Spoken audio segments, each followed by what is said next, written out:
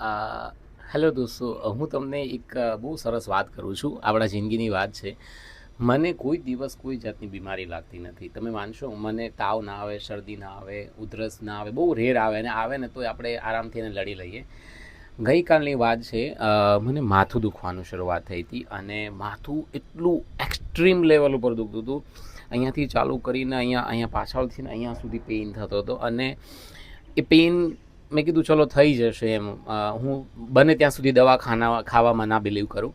પછી 5 વાગ્યા ને સાંજના તો મને ઉલટી થવાનું શરૂઆત થઈ ગઈ, અને હું જ્યાં કામ ઉપર હતો ત્યાં ઢળી પડ્યો. એટલે મેં કીધું ચલો અત્યારે છે ને કામ કંઈ જ નથી કરવું, કમ્પ્લીટ બધું વાઇન્ડ અપ કરીને નીકળવાની તૈયારી કરી. એટલે મન થોડું એક્ટિવ થઈ ગયું, અને એ ત્યાંથી ડાયવર્ટ થઈ ગયું, અને હું પછી જેમ તેમ કરીને ઘરે પહોંચી ગયો. રસ્તામાં મેં ઈનો લીધી અને એને લીંબુ સાથે ઘરે આવીને પી લીધી, અને લગભગ અડધી કલાકમાં થોડીક રાહત થઈ ગઈ, ભૂખ નથી લાગતી. એટલે મને સમજ પડી લાસ્ટમાં કે આ ગેસ થયેલો છે એમ.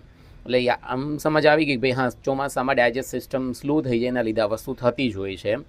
હવે વાત શું છે ખબર તમને? આવું અત્યાર સુધીમાં મને ક્યારેય નથી થયું.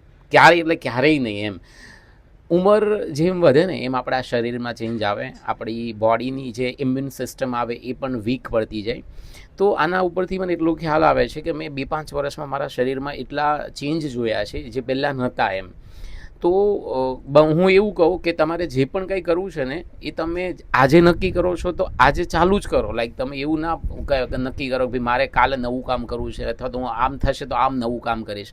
આપણા શરીરનું કોઈ નક્કી નથી. જેમ ઉંમર વધશે એમ શરીર વીક જ પડવાનું છે. એ તમને કદાચ ખ્યાલ નથી, પણ તમારા શરીર જેમ જેમ ઉપર જાઓ છો એમ તમારું વીક થાય છે. એટલે સો બેટર છે કે જે પણ કરવું છે તે આજે કરો, અને એટ ધેટ ટાઈમ કરો.